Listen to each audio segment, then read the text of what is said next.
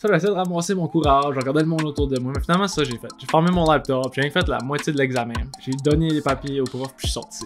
Est-ce que tu penses qu'un jour tu vas être millionnaire? Mais je dirais que oui, là. Je pense que c'est pas si compliqué que ça dans le sens que je parle pas de plusieurs millions, mais 1 million, c'est pas nécessairement si dur que ça. Comme je fais avec tout le monde, je vais te demander de te présenter un peu. C'est quoi ton background, ton parcours académique? Ouais, puis parfait. Ben, je vais commencer, je pense, par juste commencer de manière situationnelle, là. Je viens d'Edmundston. Ouais. Sam, lui, vient, je sais pas si t'as déjà parlé de ça sur ton podcast, mais du Lac Baker. Ouais. Ok, ouais. Hey, Merci de ouais, juste dire ça de même. préciser. Non, je suis pas sûr que je l'avais déjà dit, mais non. Ouais. Ça, pour le monde qui regarde, qui savent peut-être pas c'est les deux places. Edmundston est situé pas mal entre le Québec, les États-Unis. On est vraiment rien qu'à l'entrée du Nouveau-Brunswick, là. En tout cas, je m'enligne avec ça. Moi pis Sam, on s'est rencontrés, je pense, en 9e année. Polyvalente. Ouais. Peut-être On un petit s'était peu vu avant. avant. Tournoi de volleyball Ouais, dans l'ultime année. on jouait tous les deux du volleyball. S'il peut y avoir ça. On s'était croisés là sûrement. Là. Mais tu sais, je pense on était dans des cours ensemble en polyvalente. Ouais. On s'est comme revu un petit peu cet été, là, on a fait une ride en canot. Qui était pas mal le fun, là. Mais ouais, un petit peu plus à propos de moi. Ça, comme je disais, je viens d'Edmundston.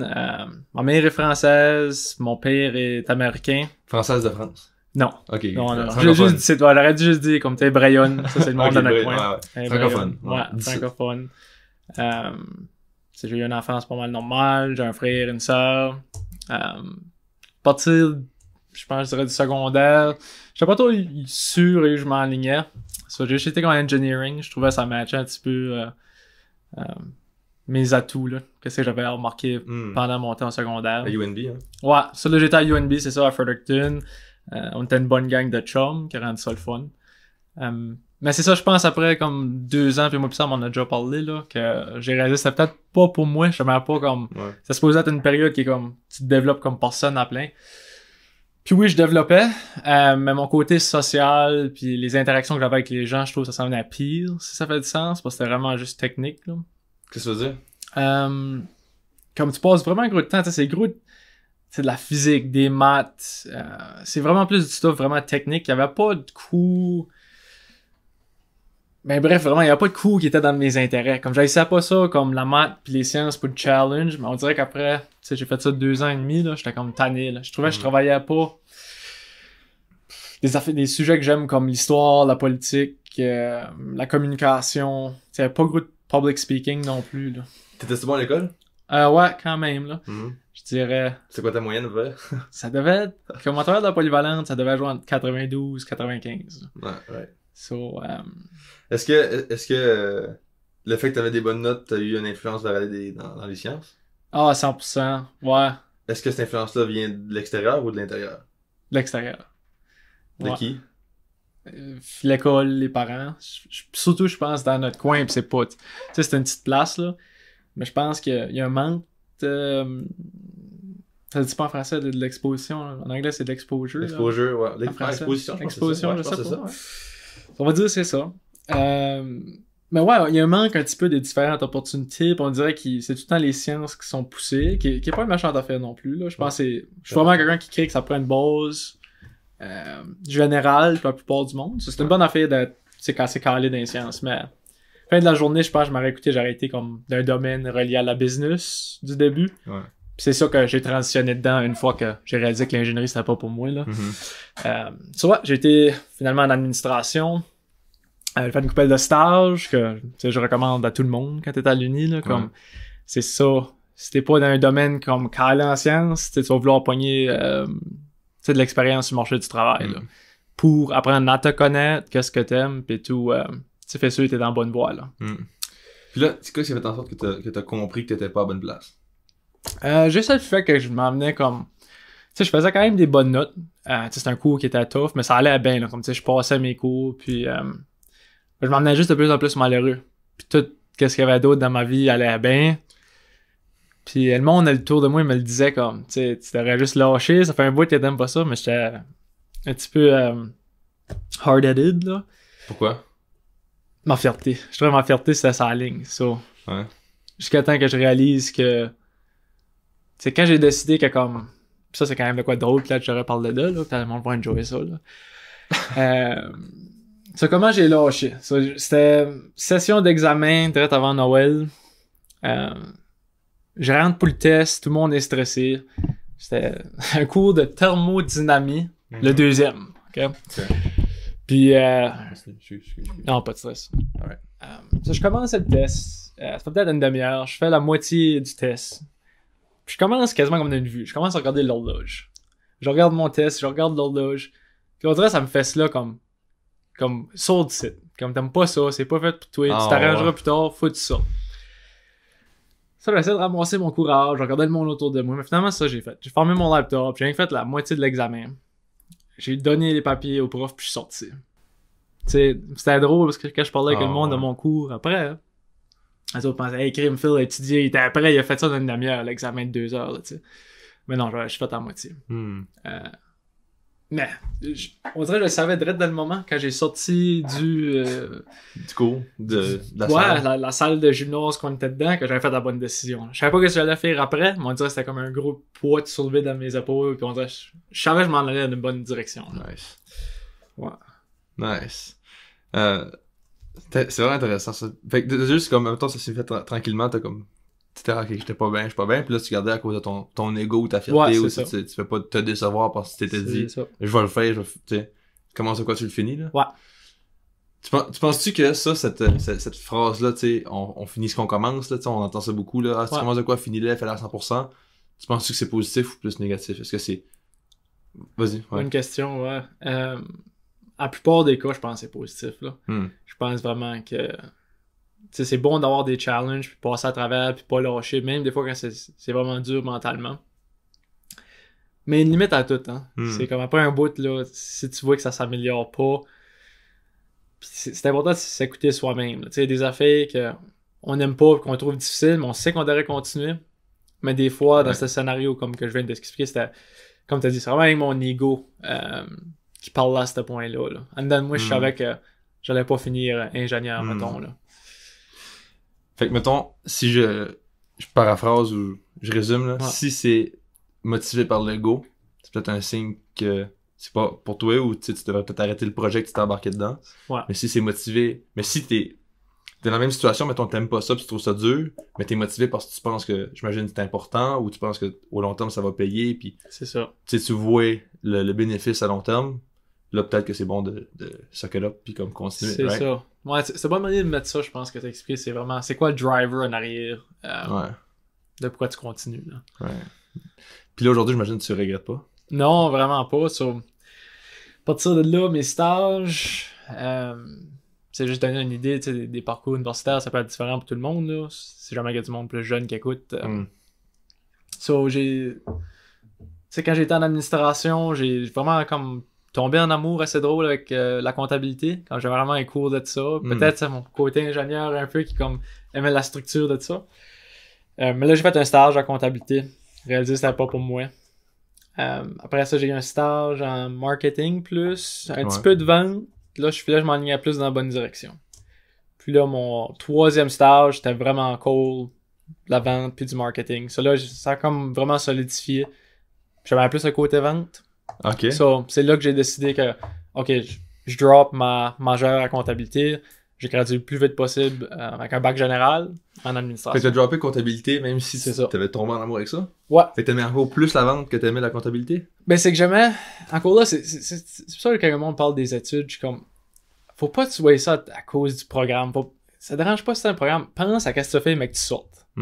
So, oui, j'aimais les cours de comptabilité, mais j'aimais pas la job d'être comptable. Right. Comparer les cours de marketing à l'université, puis peut-être les cours que je touche à la vente un peu, je carerais pas, j'avais aucun intérêt là-dedans. Mais je savais que la job à la fin de la journée, ça allait m'intéresser parce qu'il y a un disconnect entre le monde académique puis la vraie vie. Là. Bien dit ça. Ouais. Ah, bien dit ça. C'est la première fois que je l'entends dit de même, c'est vrai. Ouais. Il y a comme un mismatch entre... Ouais. Est-ce que le côté académique t'apporte puis ce que la vraie vie t'apporte là? Yep. Ça, c'est intéressant, ça. Qu'est-ce que je veux dire, non? Ouais, c'est ça. Puis j'en ai parlé avec Jacob justement la semaine passée. Tu sais, c'est comme André, moi, quand j'étais plus jeune, je pensais que comme... Fallait que ce que tu choisisses, mettons, comme domaine ou parcours universitaire, que ça soit genre ce que t'aimes. Ouais. peu importe de comment ça va être après, on dirait. Puis je me le disais pas comme ça, là. J'étais pas comme, ce qui vient après, c'est pas important. Je savais que c'était important, mais j'étais comme, tu sais, si t'aimes ça, tu vas aimer la job automatiquement, genre. Ouais. Mais c'est pas le cas, là. Non, vraiment pas. Ça a pas rapport pantoute, là.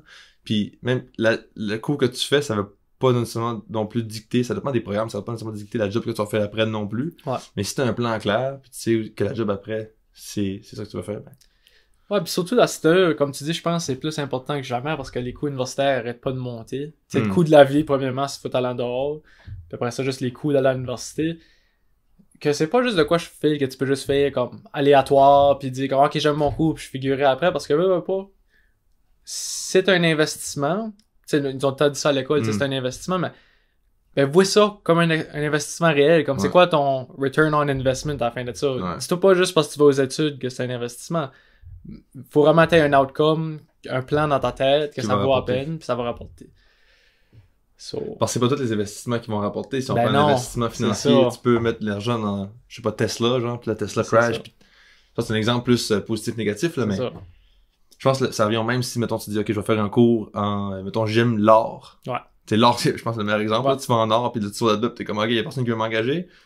Ben, exact, tu sais, fait que t'aurais peut-être dû penser à autre chose, là. Puis c'est là que, tu sais, je dis, puis encore là, tu sais, peut-être, un programme en art, il y a peut-être une opportunité là, mais je pense que je le ferais à l'inverse, un petit peu comme tu viens de décrire, comme, je trouverais que si je veux faire en art, je m'essaierais de faire ça, surtout dans les domaines de même, j'essaierais de faire ça sans bac en premier. Ouais. Puis si jamais je vois qu'il me manque de quoi, mais au moins là, je comprends plus mon outcome, ça je peux retourner pour aller chercher. Comparé au fait contraire, je me dis, je trouve ça un petit peu... Puis je pense qu'on fait tout ça. Ouais, la plupart de nous autres. Puis je trouve que c'est ça qu'est-ce que tu t'expliques là, ça devrait être la job des orienteurs. Puis je trouve tellement que, excuse-moi, je vais pas bâcher les orienteurs, mais je vais bâcher les orienteurs comme ils font une job de merde. Comme, excuse-moi, mais je trouve ça, je le dis parce que ça me dérange pas de blesser personne parce que c'est vraiment pas correct pour les jeunes. Ouais. Tu sais, j'aime autant blesser du monde en disant ça que, puis si ça peut changer, là, en tout cas, bref. Ouais. Dans le sens que moi, quand j'étais allé voir les orienteurs, ils ont regardé mon bulletin, puis j'imagine tous un peu dans ma affaire, ils ont regardé mon bulletin, ils ont fait comme, ah, tu t'en vas en DSS, genre. C'est bon d'aller en DSS, c'est bon d'aller dans les sciences, ingénierie ou, tu sais, des gros cours qui demandent plus de capacité académique, mettons, là. Puis j'étais comme, ah, ok, parfait. Puis moi, je m'en allais là tout dans ma tête parce que, justement, comme tu sais un peu, ça rejoint mes atouts puis mes forces, je sais comment je vais aller là-dedans. Puis je m'étais pas trop questionné à comme la job après, puis que je vais faire après, puis j'étais comme, ah, je sais pas trop dans la DSS, mais... Fait que je trouve que, comme qu'est-ce que t'expliques là, ça devrait dire, ok, mais qu'est-ce que tu vas faire dans la vie? C'est quoi une job que t'aimerais essayer? Parfait. C'est quoi les options que t'as pour te rendre là? Essaye ça, puis si ça marche pas, ton plan B c'est ça, ton plan C c'est ça, tu sais. Ça fait du sens, comme, je pense, oui, ça pourrait être réinventé un petit peu au niveau de l'orientation, mais encore plus grand si on agrandit ça un peu, là, c'est comme, je pense que c'est un petit peu de même, parce que la pression des parents et tout. Ouais, c'est tout. Ils veulent que ça soit comme déterminé, que comme quelqu'un va leur dire à leur jeune, probablement toi, ça irait mieux ça. Il y a personne à cet âge-là qui sait vraiment, là. Tu sais, il y en a peut-être, oui, qui sont chanceux, puis ils savent, mais c'est 10-15% de l'équation. Là. C'est pas vraiment, c'est ça. Mais le problème, j'imagine, c'est que, la fait, c'est qu'il faut que tu saches quoi tu veux, right? Ouais. Mais pour savoir que tu veux, il faut que tu essayes quelque chose. C'est ça. Mais le problème, c'est parce que, je dis ça parce que, mettons, dans mon cas, ça a été un peu ça, là, j'ai commencé mes études, puis j'ai jamais vraiment aimé ça. Mais j'ai tout le temps continué, j'ai jamais raté. J'ai fini par graduer, tu sais. Et j'aurais dû peut-être lâcher puis changer de branche. Aujourd'hui, j'aime ma job, par exemple. Je suis comme bien tombé que j'aille pas ma job quand même, là. Mais il faudrait trouver une façon parce que que les jeunes cachent qu'à un moment donné, c'est pas, si tu commences ton programme, t'es absolument supposé de finir. Puis là, peut-être que c'est plus personnel à moi aussi, là. C'est peut-être pas un problème général parce que tout a lâché, pas moi. Fait que bon, bref. Mais, c'est quand même important, je trouve, d'être capable de voir qu'il y a quelque chose qui marche pas, puis, comme on disait tantôt, là, si c'est poussé par l'ego, ben là, faut que t'arrêtes, là. C'est ça. Ça vient de dire ça, je pense.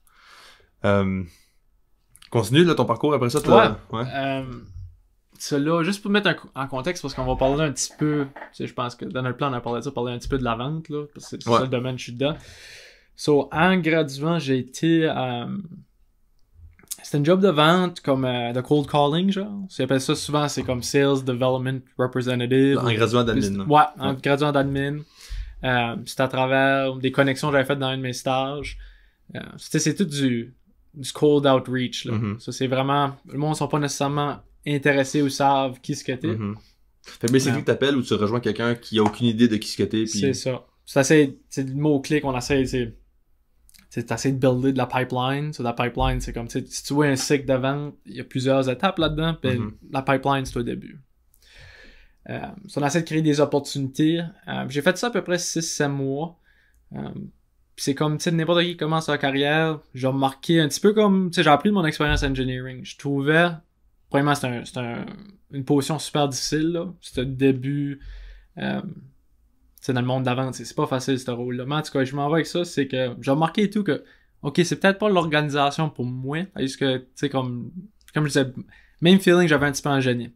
C'était quoi la job? C'était quoi l'entreprise? Ouais, ça, je nommerai pas le nom de l'entreprise. Mais à peu près dans quel domaine? Dans quel domaine? Ok, ouais, bonne question. C'est encore dans le monde de la technologie, ça. C'est là je travaille à Steur. C'est un différent produit. Comme là, tout de suite, je suis en cybersécurité, mais c'est un produit technologique. Qui est premièrement vraiment une industrie de fun à être dedans. C'est jeune, c'est vivant. Mais en dehors de ça, l'organisation, je trouvais pas, je voyais pas vraiment la lumière en fin du tunnel. Quand tu parles d'organisation, tu parles plus l'entreprise. L'entreprise que je travaillais pour. Ça c'était peut-être pas avec ta façon de travailler. Non, c'est ça. C'est encore là, j'ai réalisé, ok, là, je lâche prise, j'étais là-dessus. J'ai pris une petite vacance, j'ai voyagé, je me suis changé les idées. Puis par chance, il y avait un start-up, comme j'ai dit, j'ai été à l'université à Fredericton, que j'avais déjà un œil dessus, j'avais entendu parler depuis le début, j'étais à l'université, qui s'appelle Beau Surround Security. Puis il y avait un poste qui m'intéressait. C'était un petit peu plus c'est encore de la vente, mais un petit peu plus avancé, parce que les relations étaient déjà établies, on va acheter notre produit. C'était vraiment plus de maintenir la relation, faire ceux qui ont du succès avec le produit. T'sais, après ça, leur vendre peut-être d'autres produits similaires qu'on offre. Ça, j'étais un peu en train de faire des cold calls, mettons. Là. Ouais, c'est ça. Fait là, t'étais comme à l'autre extrême du processus de vente. Là. Fait que t'étais après la vente. Après post-vente, ouais, c'est ça. Parce que comment t'appelles ça? Ben moi, mon poste c'était Customer Success Manager. Dans ce temps-là. C'est vraiment ça, tu sais, ça le dit dans le mot. Ouais. Customer Success Manager. Ça, c'est un trend, le monde du Customer Success, là, que ça fait peut-être 10 ans que ça devient de plus en plus populaire. Je pense que c'est peut-être Microsoft qui avait commencé ça. Parce qu'ils ont réalisé que le model... c'est genre de me dire ça en français, là, mais le model des produits SaaS, là, Software as a Service. OK. Que, tu sais, il réussissait à le vendre. Mais une fois qu'il était vendu, il n'y avait pas si tant d'attention pour faire sûr que le monde avait du succès avec le produit. Ils sont en train de reacher les outcomes qu'on va parler de au début de la vente. Right. Parce qu'il disait, avec ce produit-là, tu vas atteindre telle affaire. Puis il y avait de la misère vraiment à atteindre leurs objectifs. Personne ne les aidait pour les atteindre. Ou personne ne les aidait, ok. C'est ça. Ouais. C'est un peu comme des fois, tu vas vendre un produit où faut que tu achètes le produit, mais en même temps, faut que tu fasses autre chose avec ce produit-là pour avoir un certain succès. C'est ça. Ça prend quelqu'un qui te guide dans qu'est-ce que tu fais avec le... Parce que c'est juste le produit où c'est beau, mais tu n'auras pas de résultat. Là. C'est exactement ça. Il y a eu un gros chiffre dans l'industrie au complet. Ça a commencé en technologie, mais ça s'est répandu, je pense, dans tous les autres domaines. Ah ouais? Gros de domaines, en tout cas. Microsoft a réalisé que, faut qu'on ait du monde qui guide pour que le monde ait du succès avec un produit. Ça veut pas dire que le produit est mauvais s'ils n'ont pas de succès, c'est qu'ils ont besoin d'un guide. Right. Donc, inventé le premier Customer Success Manager, fait sûr que le monde a du succès, qui reach those outcomes. Puis si le client est heureux, premièrement, ça te donne des case studies, des références que tu peux utiliser pour t'aider à vendre encore. Puis rien de meilleur encore un client à long terme. Là. C'est bien plus payant. À chaque client que tu essaies d'avoir de nouveau, tu as un cost of acquisition. Ça coûte la compagnie vraiment aller chercher un client. Là, parce que c'est le salaire des vendeurs, les employés, des efforts de marketing, ton infrastructure numérique, ça finit pas. Là. Tu fais un programme que tu as besoin, que tu payes pour avoir, quand on parle de pipeline, lead generation, t'as des détails que ça te prend, comme qui les bons contacts, tout ça, comme c'est des tools qu'il faut que tu payes pour. Là. Ouais. Ça monte vite en coup. Là. Ouais. Intéressant. Fait que là, avec ça, avec ta job, le Customer Service Success Manager, ça aide à diminuer les coûts parce que ça t'aide à diminuer la nécessité d'aller chercher des nouveaux clients parce que tes clients deviennent long terme. C'est ça. Puis un client long terme, j'imagine aussi, ça te dépense plus qu'un nouveau client. C'est ça. Parce que c'est sur le long terme. C'est sur le long terme. Tu sais que tu peux garder le client content. Hein? Tu sais, quand tu forecastes tes nombres pour le futur, on est tout en train de mettre un certain pourcentage qui dit, OK, nous autres, on pense que ce client-là va rester avec nous autres. quand on parle à des investisseurs, on peut forecaster un nombre, on dit, tu sais, c'est tout the long-term play, là. Tu peux mieux planifier aussi ton futur, parce que, c'est pas pire, ça. C'est intéressant, ça. Ça, c'est, je pense en note pour... Puis je dis ça de même, tout, là, surtout, tout de suite, avec ce qu'on a une période économique, on n'est pas trop sûr si on s'en va dans une récession ou pas, on est-tu peut-être déjà dans une, peu importe, là. Il n'y a rien de mieux que juste investir dans un client que tu as déjà, là. Parce que ça va être plus difficile, pas que c'est impossible, c'est très possible, là, mais c'est plus difficile d'aller acquérir de nouveaux clients, les budgets se font couper, le monde perd leurs emplois. Mais tu investis dans des clients que tu as déjà, là. Assez t'es sûr que les autres ont du succès, puis après ça, essaie de leur vendre d'autres produits, là. T'as déjà une porte d'entrée, ça. T'as déjà une relation construite. D'établir, c'est ça. Right. Ok, ça, je prends ça en note pour ma business. C'est ça. Pour vrai.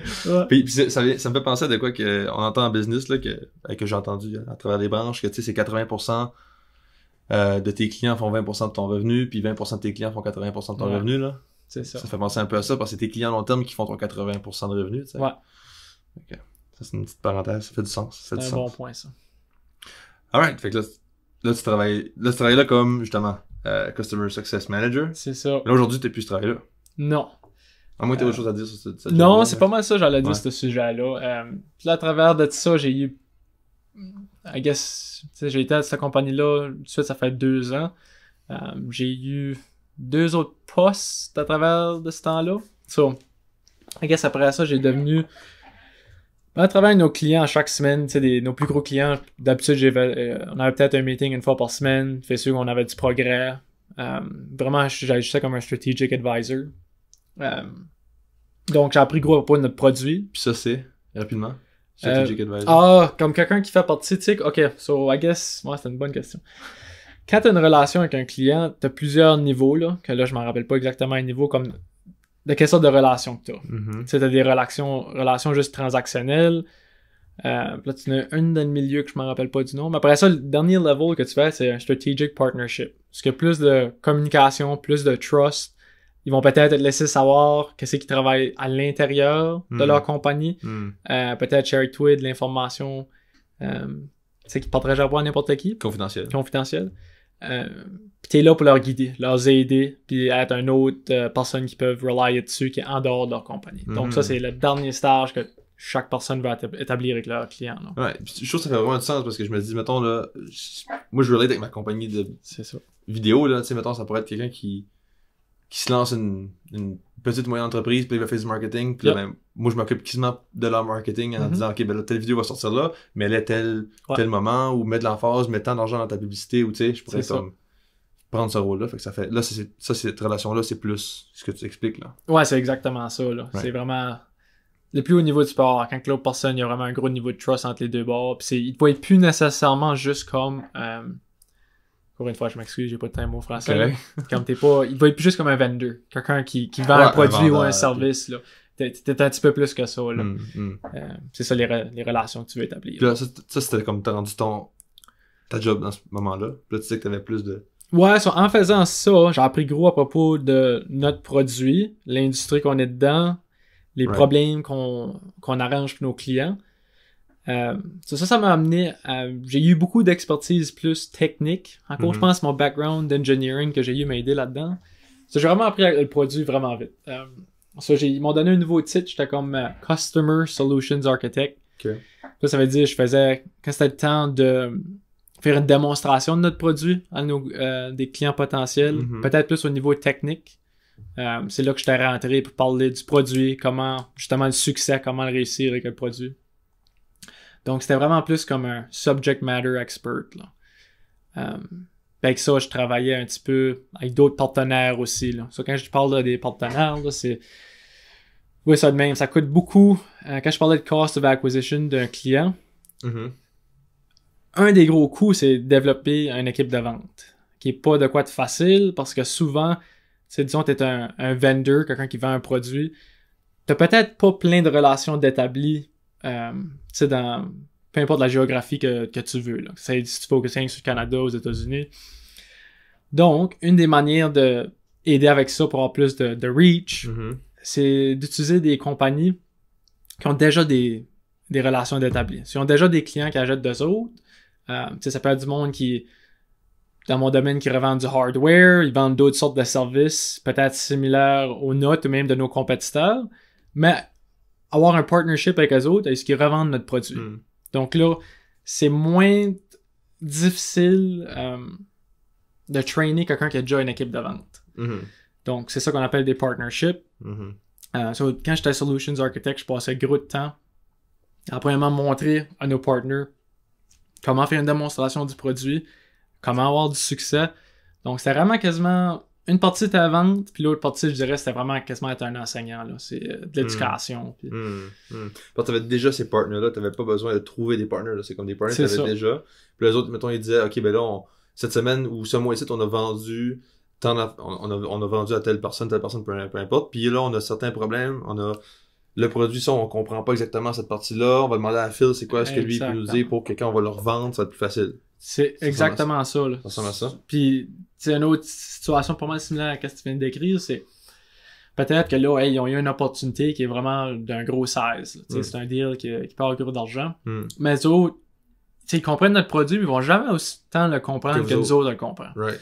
Des fois, ils ont peut-être pas le choix de dire « Hey, nous autres, on va amener Phil, qui connaît quand même vraiment bien le produit, sur nos meetings de vente avec ce client potentiel-là. » Pour faire sûr que tout est bien expliqué. Puis tu sais de quoi que j'ai remarqué souvent dans mon poste, c'est que je suis juste habitué aux keywords. Tu sais, si le client potentiel dit un certain mot, ben comme je sais quand est-ce rentrer avec quoi. Puis là, en même temps, ton partner apprend de ça. C'est vraiment tout un affaire de relation en fin de la journée. Là. Puis c'est quel genre d'entreprise qui va avoir justement ces partners-là? Souvent, ben dans mon cas, que je connais, là, c'est souvent des startups. Ils vont vraiment souvent avoir n'importe quel produit, que ça soit un morceau de hardware ou du software, souvent, ils vont avoir des revendeurs. Là. Parce que comme je disais, c'est vraiment dur de juste scaler une business avec juste ta propre équipe de vente, puis juste faire du cold outreach. C'est de quoi de super difficile. Pourquoi pas aller taper dans d'autres organisations qui ont déjà plein de relations établies. Ouais. T'as-tu un exemple d'une compagnie qu'on connaît qui fait ça? Puis qu'on est au courant, mais comme on savait pas que c'est même... Mettons, là, t'as-tu comme... je sais pas, là... Tu peux-tu dire que... T'as bien que je suis dans le champ complètement, mais est-ce que Walmart, c'est un peu ça le principe? Est-ce que, mettons, tu sais, moi, je vends du pain à Gadoua, genre, puis que là, je veux vendre du pain at large, mais je vais approcher Walmart, que eux font déjà de la vente de autre chose. Tu sais, là, c'est comme un magasin, puis c'est une autre entreprise qui font juste de la vente, genre. Ouais. Mais c'est le même principe ou c'est pas pareil? C'est un petit peu... Ben, c'est similaire, en essence, là, mais c'est un petit peu plus compliqué parce que là, c'est une grosse supply chain. Là. Ouais. Quand tu penses à Walmart, il va y avoir des wholesalers, des distributeurs là-dedans, c'est comme... Oui, il y a des partnerships là-dedans quelque part, mais de là à dire que Walmart est plus comme une entité, puis je pense que c'est comme eux autres qui ont un gros cercle de plein de partnerships pour différents produits que ça semble autour. Comparé à nous autres, c'est pas mal plus simple que c'est... Nous autres, qu'est-ce qu'on appelle le vendor, donc qui a le produit final. Tu peux avoir ton partner dans le milieu. Puis des fois même, pas de quoi que nous autres on fait tout de suite à notre compagnie, là, mais il y en a que des fois qu'on a une partnership, puis après ça, il y a un wholesaler à quelque part là-dedans que... C'est que peut-être nous autres, on n'a pas accès au wholesaler, mais notre partner a accès au wholesaler. Lui, il vend au wholesaler qui a en quantité. On fait pas ça tout de suite, là, mais... C'est la supply chain plus compliquée, là. Un petit peu comme Walmart, je suis sûr, ça doit être quoi... Ça, c'est une des raisons pourquoi il y a des prix qui montent de même, parce que, tu sais, il y a beaucoup d'étapes. Tu sais, on parle souvent des... Mais là, ça, je connais pas rien vraiment là-dedans, mais j'ai déjà entendu le fait que, tu sais, il y a un produit initial qui vient de la factory ou qui vient qui se crée une telle place, puis il est vendu là, il est vendu là, puis il est rendu au client. C'est certain, tout le monde a se graisse, tu sais, comme on dit. Tout le monde a se graisse la patte, hein. Tout le monde a se graisse la patte un peu. Ouais. C'est pour ça que je pense que, même les dernières années, tu vois plus un trend de, tu sais, direct-to-consumer, là. OK. Ça, là, on est en train de sortir du monde de... Tu sais, nous on parlait depuis tantôt business to business, là. Mais là, business to customer, là, les individuels. T'as un gros trend de comme direct to consumer, là, que... B2C, genre? Ouais, B2C. So, mettons que la compagnie qui invente le produit va manufacturer le produit puis le vendre directement au consommateur. Tu sais, on a des marques de... Des matelas qui font ça, des... je sais pas plein du linge ou comme... Vraiment essayer de couper peut-être toutes les autres parties dans la supply chain pour donner le prix le moins cher au consommateur. Ouais. Puis là, je sais plus de clients. Puis... C'est ça. Costco, c'est ça qu'ils font? Ouf, tu vas demander des boîtes. Grosse question, hein? pourrais pas... Non, parce que, tu sais, ils ont plein de produits de... Tu sais, c'est plein d'autres produits qu'ils vendent, de d'autres... Tu sais, y a pas... Tu sais, peut-être qu'ils ont leur propre marque maison, mais encore là, les marques maison, c'est un autre sujet qu'on peut rentrer dedans, c'est pas vraiment des marques maison. Ouais, Ah ouais? Hein? Non. Fait que, mettons, comme compliments, puis President's Choice, ça tu parles de? Ouais, tu sais, puis je veux pas dire ça comme un fait, là, mais qu'est-ce que moi j'ai compris, c'est pas vraiment une marque President's Choice en tant que comme... Je pense pas qu'il y a des places President's Choice qui packagent les produits, là. Souvent, c'est les mêmes manufactures qui font les produits pour les marques. Disons du stuff de qualité plus basse ou du surplus. Dans la même usine. Dans la même usine, va être vendu à President's Choice, qui va mettre le branding. So, mettons, si tu me demandes, moi, qu'est-ce que j'achète qu'elle va à l'épicerie? Ça va être du President's Choice, parce que j'ai pas besoin de payer plus cher pour le marketing. Right. Tu vois tout le temps des biscuits comme, tu sais, mettons, Célébration, là. Oui. Ça j'avais entendu ça, tu me diras si c'est ça que tu parles là, mais comme, tu sais, les biscuits Célébration, à l'érable. Ouais. Tu sais, le typique, là, je sais qu'il y a une autre marque aussi qui fait ça, mais ça, c'en est, tu sais, c'est comme de la qualité, tu goûtes un peu aussi la différence dans le biscuit, un peu, tu sais. Puis après ça, juste à côté, t'as la même boîte, presque avec un marketing différent, puis le même produit, pareil. Ouais. Mais il goûte un peu différent. Un petit peu. Ça, c'est comme President's Choice ou c'est autre, là. C'est exactement ça. Ça vient de la même usine, la même compagnie, c'est juste que President's Choice achète ça puis ils vendent ça moins cher. Ouais. Puis j'avais entendu une histoire aussi des batteries, là. Ça, là. Je vais te le montrer. Ok, ouais, comme des batteries Energizer. Ça va, bref, en tout cas. Les batteries Energizer, ouais. Puis c'était comme... Il y avait un wrapping auto, puis c'était une compagnie qui vendait ça comme de eux autres, mettons Costco, là, je peux dire pas Costco, mais mettons, tu sais, un magasin, genre, qui vendait ça avec leur nom dessus. Puis là, t'enlevais le wrapping, puis c'était comme Energizer en dessous, là, tu sais. Ouais. C'est un peu le même principe, là. Même principe, pour moi. Ça peut être aussi simple que, et tout, comme, tu penses à une manufacture, comme, que je sais pas, comme, disons qu'ils ont 2 chiffres, un jour puis soir, puis que, ils changent la recette un petit peu le soir, juste pour dire que c'est un petit peu différent, puis là, ce chiffre-là fait les biscuits President's Choice, mettons. Ouais. So, fait que c'est facile, ils ont déjà les... Fait que tu sais, President's Choice, mettons, ils ont pas besoin d'acheter des machines pour faire des biscuits pis tout ça, ils font juste payer le biscuit pis... C'est ça. Mais tu sais, qu'est-ce qui fait, comment est-ce que, mettons dans cet exemple-là, je me permets de pousser là-dedans, je trouve ça vraiment intéressant, là. Mettons dans l'usine qui fait le biscuit de qualité pis de moins bonne qualité, il va le vendre à President's Choice, mais il va le vendre, au même prix, ou il va le vendre moins cher, ou comme President's Choice fait juste l'acheter au prix de l'usine, puis ils le vendent moins cher, puis l'usine le vend, mettons, sous leur nom, là, mettons Célébration, ou whatever, là. Puis là, ils vont juste le vendre plus cher, vu que c'est de la meilleure qualité. Pas nécessairement, c'est là que ça viendrait vraiment compliqué, là, parce que, tu sais, faut que tu penses, la plus grosse, c'est une affaire de négociation et tout, là, puis souvent cette quantité. So, mettons qu'on prendrait comme des biscuits Oreo, puis après ça, no name, puis peut-être que Oreo peut peut-être payer moins cher parce qu'il y a un meilleur négociateur, peut-être qu'il achète en bien plus grosse quantité que le biscuit President's Choice. Ça, je pense pas qu'on pourrait dire juste de même qu'il y a une différence nécessairement entre les deux produits. Il y a juste plus de facteurs à considérer. C'est ça. C'est vraiment trop. Ouais. Là, on rentre dans des suppositions, puis on va parler là-dedans. On rentre dans des conspiracy theories, là. Alright, puis là, c'est ça. Là, t'es encore changé de job. Ouais, ça là, je suis plus Solutions Architect, so... Là, on dirait que t'as comme 15 ans d'expérience avec tout ça. Ouais. Ça s'est passé en 3 ans, là. 2 ans et demi, à peu près. Ouais, ça, je dirais, tu sais, c'est ça le monde d'un startup. Il faut tout le temps être capable de, tu sais, être ouvert aux nouvelles opportunités puis être prêt au changement. Parce que les choses changent super vite. Tu sais, les demandes de la compagnie elle-même, demandes de tes clients, les affaires externes, comme l'économie apportent des changements. Mais là, à ce stade, je suis vraiment plus focus, comme que je parlais, sur nos partnerships. Donc, à mon nouveau titre, c'est Channel Partner Manager. So, je fais plus le job nécessairement du subject matter expert, là. Je m'occupe vraiment... La consultation avec les partners. Ça, je m'occupe vraiment plus du cycle de vente. So, puis je vais peut-être plus le décrire, là, pour que le monde comprenne, là. So, la partie difficile que je disais, comme créer de la pipeline, ça, c'est nos partners qui le font. Ils vont, avec leur relation, ou peu importe quelle sorte de marketing qu'ils vont faire, vont avoir des opportunités.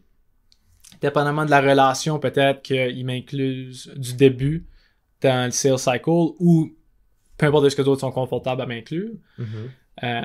Puis je m'occupe de faire sûr que ça va, tu sais, à travers les stages de discovery, comme apprendre à propos du client, pour pouvoir donner une démonstration qui est relevant à eux autres, là. Puis à partir de là, continuer à travers les stages, puis finalement amener ça à un closed one, que l'on a gagné un deal. Puis sais, ça, dans mon poste, j'ai plusieurs partners que je travaille avec. Pour moi, c'est une fréquence à chaque semaine. Là. C'est des revendeurs. Là. Fait que tu vas basically juste faire de la vente avec l'équipe de vente. Ouais, puis dépendamment, ça dépend tout des structures de la relation avec ton partenaire. So, des fois, c'est peut-être ma job, dépendamment, peut être plus maintenir de la relation avec des vendeurs en dedans de notre partner ou des sales managers, eux autres qui, peut-être des fois, je parle jamais aux vendeurs, peut-être ça chat avec les managers qui ont une équipe, que là, l'information se passe de moi, qui maintient la relation entre mon organisation puis la leur. Donc, ça vraiment, c'est comme l'affaire, on parlait back de, tu sais, des biscuits tantôt. Ça dépend tout de la relation puis les négociations que tu as eues, là. So, chaque partner a différents besoins. Puis nous autres, comme compagnie, on n'est peut-être pas pareil à nos compétiteurs. So, chaque personne a comme leur value play, là. C'est fun. Puis toi, la job là-dedans? Ta job, c'est... À base, maintenir la relation entre les deux, mettons, notre organisation puis l'organisation. Puis le revendeur. OK, right. I see. Fait que t'assures de garder ces partners-là, puis... Ou peut-être, j'imagine, d'éliminer certains partners si tu vois que ça fonctionne pas, puis... Tu sais, il y aurait peut-être un clash de relation, ça peut arriver, j'imagine. Ça arrive, ouais. C'est ça comme... Puis tu sais, surtout à ce temps, il y a... Tu sais, le monde change de job souvent. C'est des fois, il y a des partners qui vont avoir des nouveaux employés ou de la nouvelle direction plus haute, qui changent d'idée, qui veulent amener des affaires dans une différente direction. So, oui, ça arrive que ça peut être d'un bord ou de l'autre qui mettent fin au partnership. Là. C'est de quoi qui arrive. À ces niveaux-là, est-ce que ça arrive qu'il y a des enfantillages? C'est niaiseux comme question, mais ça arrive-tu qu'il y a comme du monde qui sont comme, mettons là, toi tu parles avec un sales manager, puis là t'es comme, tu sais, on a décidé d'arrêter, mettre fin à notre contrat ou mettre fin à notre relation pour telle raison, ou peu importe, là. Ça arrive-tu des fois qu'il y a des gens qui sont comme, ah, ben là, ça n'a pas de sens, puis ça arrive-tu ou?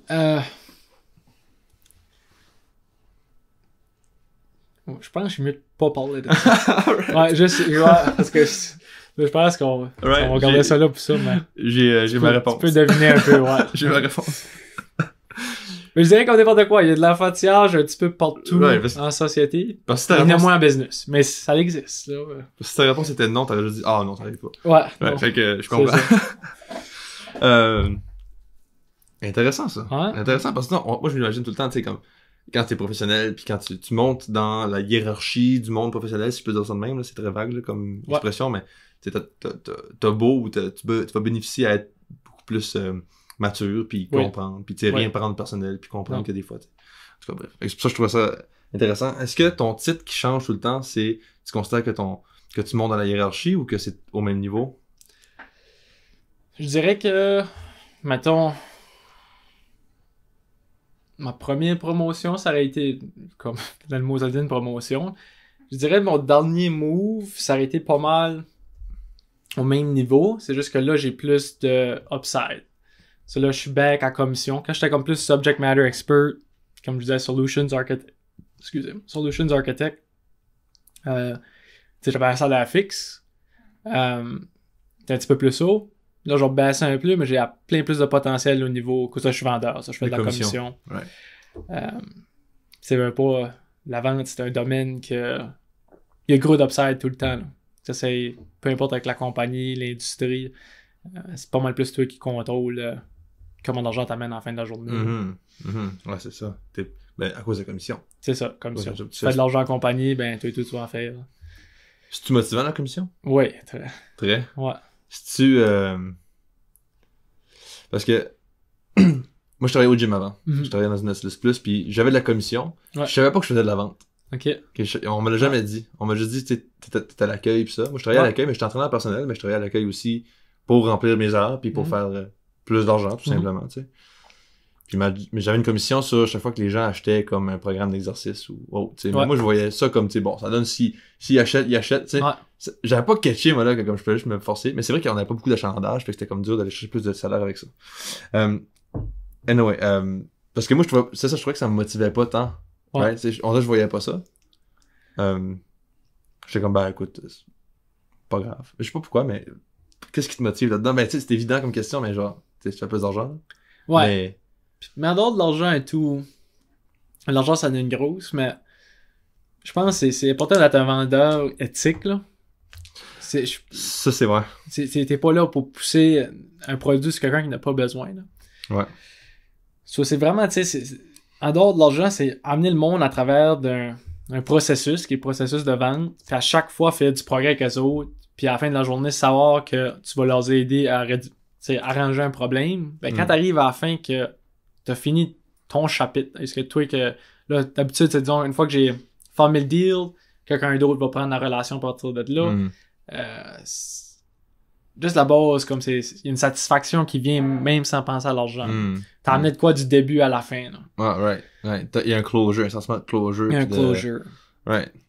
Puis je veux spécifier, il n'y a pas nécessairement, quand je parlais de maintenir des relations, il y a une closure au niveau de ma relation peut-être avec le client, mais la relation pour le client et l'organisation va continuer. Quelqu'un d'autre va continuer de là. Ouais, right. Mais c'est un peu comme quand, on s'en rend pas trop compte, mais quand tu vas quelque part et t'achètes quelque chose ou tu t'achètes un service ou tu je sais pas, là, tu vas faire affaire à quelqu'un au début, puis mettons t'achètes un char, là, ben ça arrive moins, là, mais tu vas avoir comme ton vendeur ou... C'est ça. Tu vas arriver des fois, tu vas changer de monde. C'est ça. Tu vas aller la personne de finance, tu vas financer, tu vas passer à travers les étapes, là. Right.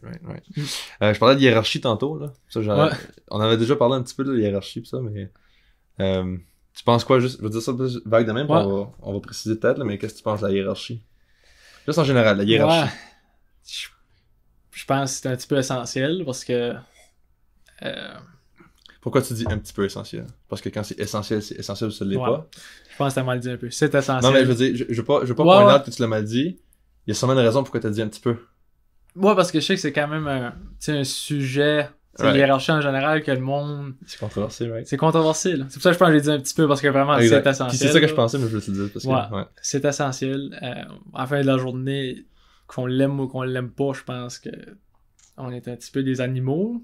Puis, je dis pas ça pour nous descendre, je pense que c'est juste la réalité. On a eu... on est devenu des sentient beings, là. Ça veut dire qu'on a de la pensée comparé à d'autres animaux. Puis c'est plus qu'on est aware qu'on a des pensées. Ouais. C'est ça la différence d'être sentient. Ouais. Avec ça, en étant dit, les seules sociétés qui finissent par marcher, c'est eux autres qui ont une structure basée communautaire, puis ça, c'est basé sur une hiérarchie. Sinon, quand t'as pas de hiérarchie, c'est chaos total. Puis, qu'est-ce que tu penses des entrepreneurs qui disent que dans leurs entreprises, il n'y a pas de hiérarchie? Ça marche, mais ça devient de plus en plus difficile quand la compagnie grossit. Ça, c'est une bonne affaire. Le plus que tu peux, souvent, dépendamment de l'organisation, c'est pas méchant d'avoir le plus, comme on dit, flat que tu peux. Mais à la fin de la journée, ça prend une hiérarchie, parce que, mec, tu grossisses, tu peux pas avoir du monde de partout essayer de communiquer avec n'importe où ce qu'ils veulent, là. Faut qu'il y ait un petit peu une hiérarchie, parce que sinon, c'est trop dur focusser, là. Puis je pense pas que c'est pour être méchant, c'est juste, c'est une évolution naturelle de l'organisation. Mais tu sais, il y a du monde qui sont assez innovateurs, qui peuvent maintenir une relation, une hiérarchie flat le plus longtemps qu'ils peuvent, là. Ah, tu vois, ça je savais pas, je pensais pas que... Moi, dans ma tête, c'était comme, tu sais, la hiérarchie est importante, peu importe la grosseur de l'entreprise, tu sais, fait que c'est intéressant que tu dises ça. Toi dessus, tu sais, t'as sûrement eu des jobs étudiantes, là, quand t'étais aux études, puis des petites job-ins de... J'ai pas d'expertise là-dedans, mais je travaille là pour te dépanner, là. J'ai 2 bras, 2 jambes, fait que je travaille, là. Trouves-tu que la hiérarchie dans les entreprises, quand tu travailles à ce niveau-là, est trop présente, juste assez présente ou pas assez présente? Comme des jobs, disons, mes expériences de job étudiant. Exemple, tu travailles comme caissier au Shell, genre. Ou, tu sais, je sais pas, tu travailles comme Walmart, ou tu travailles comme... Tu des jobs plus de... qui sont accessibles à tout le monde, avec une 10-11e année, là. Ouais, c'est là que je trouve que l'hiérarchie marche super bien, souvent, là. Toutes mes expériences que j'ai eues en étant étudiant, il y avait tout le temps une hiérarchie claire, nette et précise. Je trouvais que ça fonctionnait bien, c'est juste... En étant un gérant ou un leader d'équipe, c'est juste d'être respectueux, puis d'être friendly pareil, mais ça prend une hiérarchie, là, ça prend quelqu'un qui savent quelle sorte de projet qui se fait travailler là. Ça prend de l'autorité. Ouais. Je te demande ça parce que moi je trouve que c'est vrai que c'est présent, là. Je pense que je suis d'accord avec toi, mais je pense que c'est pas mis assez d'avant. Comme en tout cas, personnellement, moi ce que j'aurais aimé, là, c'est que ça aurait été mis plus d'avant.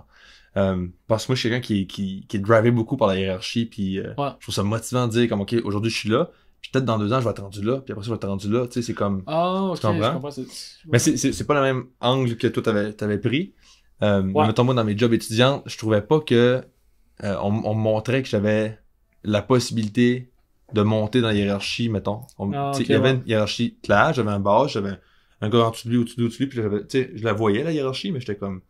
J'aimerais ça qu'on me dise comme, hey, là, tu fais bien ça, tu sais, comme qu'on se même, puis dans cette voie-là, puis tu vas peut-être pouvoir monter, puis moi, ça m'aurait drivé à travailler, mais j'étais juste là, puis je filais comme un pion un peu plus, là. Oui. Fait que je te pose cette question-là. Non, ok, là, je comprends plus avec ça. C'est vraiment plus un pathway pour passer à travers l'hiérarchie, là, comme individu. Pas nécessairement comment... Moi, je pense que l'angle que je prenais plus, c'était pour savoir... Tu sais, voir comment que ça filait à être dans une hiérarchie, si je trouvais que ça fonctionnait bien, mais le tout se dit vraiment progresser. Mais je pense que la raison pourquoi que c'est pas mis clair d'avance, c'est en cours de gros des emplois accessibles, il y a pas souvent des opportunités à grandir. Puis s'il y en a, ça veut pas dire nécessairement que le monde plus haut dans l'hiérarchie comprenne comment rendre le monde à évoluer ou qu'ils vont savoir. C'est dur à estimer tout comment est-ce que leur organisation, compagnie va grandir. Pouvoir estimer à ce que la personne peut grandir en avant en dedans de l'organisation. C'est pour ça, je pense, quand on parle de choisir une carrière en général, de quoi qu'à prendre en considération, c'est la croissance de l'industrie que tu es dedans et la compagnie. Parce que quand tu es dans une place qui a gros de croissance, c'est plus facile pour le monde dans l'hiérarchie de pouvoir t'encourager puis t'amener à grossir, puis ils peuvent plus prédire comment que ça va se passer pour toi. Mais si on parle de des jobs plus accessibles que peut-être moi ou toi on a eu quand on était des étudiants, c'est une place stagnante qui reste pas mal pareil, qui a un petit peu de croissance, c'est vraiment plus dur pour eux autres de pouvoir investir dans leur monde. Puis... Ouais, parce que j'imagine que si t'es dans un domaine où l'industrie est en croissance, tous les membres de la hiérarchie vont automatiquement monter dans la hiérarchie avec l'entreprise. C'est ça. Right? Fait que, si mettons, je sais pas, juste la croissance d'entreprise fait en sorte que tu montes en hiérarchie. Moi, je pensais à mon ancien job comme physio, tu sais. Les autres, c'est une entreprise qui, je pense, qui a du potentiel de grossir parce que c'est vraiment une belle entreprise, puis ils ont une différente un peu mentalité. Puis c'était dans les débuts, c'est la deuxième succursale, puis tu sais, moi, j'étais comme dans les premiers physios, on était juste 6-7 physios, tu sais, fait que moi, je voyais dans le futur, c'est ça qui m'avait attiré là-bas. J'étais comme, peut-être que dans le futur, si je travaille là, je vais pouvoir monter. Fait que je me dis, si la clinique, elle, grossit, je vais être là du début. Fait que c'est plus facile pour moi de monter dans les hiérarchies parce qu'il y en a qui vont rentrer en dessous de moi et ça va me pousser vers le haut. Ouais. Fait que ça résume bien, je pense, que ce que t'expliquais là. Puis t'as-tu des conversations peut-être avec les propriétaires? J'ai lâché la job après 6 mois. Là. Okay. J'ai commencé en janvier puis j'ai fini en juin. Ouais. Parce que je voulais m'emmener recette là. J'aimais la job là-bas, mais... Ouais, c'est ça. Et j'en ai parlé un peu à la fin. J'étais comme, tu sais, moi, mon but, c'était de monter un peu. Le temps maintenant, je suis comme, mon but, ça allait être de monter, mais j'aurais eu cette discussion-là si j'avais décidé de rester, tu sais. C'est sûr. Penses-tu, c'est bon que tu dises ça, penses-tu que c'est important en tant qu'employé d'avoir cette discussion-là avec un employeur? Oui, si tu sais que toi, t'amènes comme individu gros de... Tu sais, tu en rapportes gros à l'organisation, à la compagnie, c'est important d'avoir la discussion de... Pour même que l'employeur sache que disons, tu veux investir toi-même comme individu dans la compagnie ton temps, puis que tu veux faire partie de leur plan futur. Là. C'est important comme employé de pas juste s'asseoir sur notre seuil, d'aller d'avant puis dire qu'est-ce qu'on veut, qu'est-ce que nous autres. Ça prend parce que ça marche des deux bords. Puis surtout dans le monde qu'on est de suite, que souvent un gros manque de main-d'œuvre. Je pense que le playing field est plus égal un peu. Là. C'est une discussion qui se fait des deux bords. Puis c'est très important d'être clair avec ton employeur de tes aspirations. Là. Puis je pense que si je me mets à la place de l'employeur, j'aimerais ça. J'aimerais savoir c'est qui les gens qui veulent vraiment croître à l'intérieur de la compagnie puis apporter de quoi à table. Ah ben ouais, c'est sûr. Est-ce que t'es considéré parmi... tu sais, il y a un titre pour ça en français, c'est cadre. Est-ce que t'es considéré, je sais pas si c'est ce que je veux dire par cadre, gestionnaire comme ou tu sais, un cadre c'est comme un membre qui fait partie du comité un peu plus haut dans la hiérarchie là, qui va prendre des décisions va prendre des décisions point dans l'entreprise. Je sais pas comment dire ça, là. Mettons t'as une usine, mais tu vas être une personne responsable d'une certaine partie de l'usine, mettons. Tu ferais partie du cadre là. Non. Est-ce que dans ton entreprise je fais pas partie du cadre, je suis pas comme un gérant d'équipe. C'est mais au niveau comme dans le contexte d'un startup, veux pas, t'auras pas le choix de prendre des décisions. Puis des fois, plus que tu peux penser. Il va y avoir quand même gros de décisions quand tu vas... Puis c'est ça, un des benefits d'un startup. Tu vas prendre des décisions qui vont influencer la stratégie de la compagnie. Peut-être sans même tu réalises. Mais avec le temps, ça devient plus clair. Tu as un impact direct. Puis tout le monde a un impact direct. Ou la plupart. Puis que... Je sais pas, je m'ennuie avec ça, mais ouais. So, non, pour résumer, je fais pas partie du management team. Je sais pas nécessairement c'est quoi qui m'intéresse non plus. Gérer une équipe. À un moment de suite, je pense que j'ai encore gros que je vais accomplir comme on appelle ça un individual contributor, là, comme quelqu'un qui fait son propre chemin, qui a sa propre job. Tu peux vraiment... Je pense que c'est ça, comme dans le gros de carrière, il y a 2 chemins. Quand tu progresses, tu vas avoir la gérance. Ou continuer comme un individu puis juste devenir de plus en plus performant pour l'organisation. Ça prend les 2 types. Puis tu peux trouver les 2 types dans l'hiérarchie. Là. Tu peux pas être un gérant d'équipe puis juste faire ta propre affaire, mais être quand même quelqu'un qui prend des décisions importantes. Là. J'avais jamais pensé à ça. Ça prend 2. J'avais jamais pensé à ça. C'est intéressant.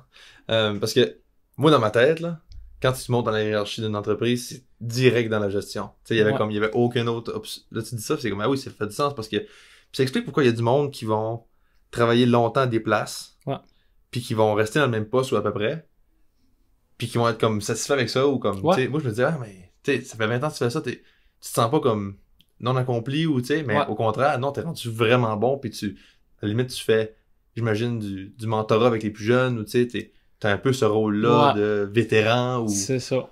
Puis c'est pas tout le monde qui peut gérer une équipe. Tu sais, puis je suis pas pour dire que je pense que j'aurais ces capacités-là, que j'ai l'intérêt à le faire un jour, mais je pense que t'as raison, qu'il y a gros d'entreprises que peut-être la seule manière d'évoluer, c'est à travers de la gérance, mais il y en a gros que d'autres que non. Comme je dis, il y a 2 chemins. Là. Parce que si on reste juste dans le monde de la vente, tu peux vendre à des grosses entreprises que ça va être des vendeurs d'expérience qui vont être là, puis tu peux imaginer que d'autres ont eu une bonne carrière, ils ont plein de connaissances, puis ils font de l'argent, puis souvent, les autres n'ont aucun intérêt à la gérance parce que ça serait un downgrade au niveau de l'argent, probablement. So, il y a plusieurs chemins. Là. Ça c'est intéressant. Je suis content que tu aies mentionné ça parce que je voyais pas ça de même. Mais je savais que c'était possible, mais comme. On dirait que je voyais pas ça comme chemin possible d'accomplissement. T'sais. C'est ça. Peut-être c'est juste parce que ça fait plus avec mes valeurs d'être dans la gestion, d'avoir une équipe, je sais pas. Là. Ça, c'est quelque chose que j'ai aucune idée encore. On va voir avec l'expérience. On s'en parlera dans 25 ans. Cool, intéressant. Puis. Mais ça fait pas mal le tour, je pense, de ta job. Pas mal, ouais. Non, je pense que c'est pas mal ça qu'on avait. C'est ça, on fait le tour. Puis là, justement, t'as un peu répondu, mais c'est quoi ta vision pour ta job? Puis sans parler des autres discussions, des autres sujets de TIB puis gestion financière, tout ça, mais c'est quoi ton objectif long terme en termes de carrière? Ouais. Au niveau de ma carrière day-to-day, je dirais que ça serait continuer à évoluer à travers d'être un vendeur. Je sais pas si je vais tout le temps rester vendeur typique. Là, je suis un petit peu plus vendeur typique, comme quand je disais, en étant un Channel Partner Manager.